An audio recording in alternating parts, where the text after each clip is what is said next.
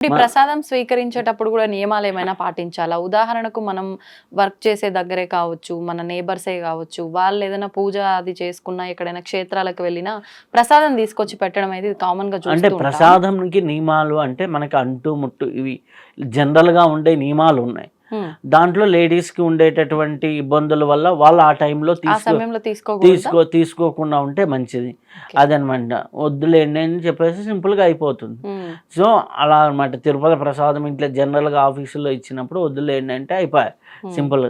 అది అంటే మనం కమ్యూనికేషన్ చేసే విధానాన్ని బట్టి ఉంటుంది. ఇప్పుడు ఒకవేళ నాన్ వెజ్ ఫుడ్ తిన్న సందర్భంలో ఎవరైనా ప్రసాదం ఇస్తే తీసుకోవచ్చా? తీసుకోకూడదా? జనరల్‌గా తినకూడదు. ఆ!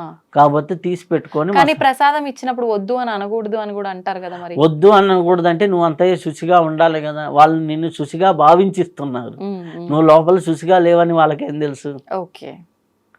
అంతే గదా!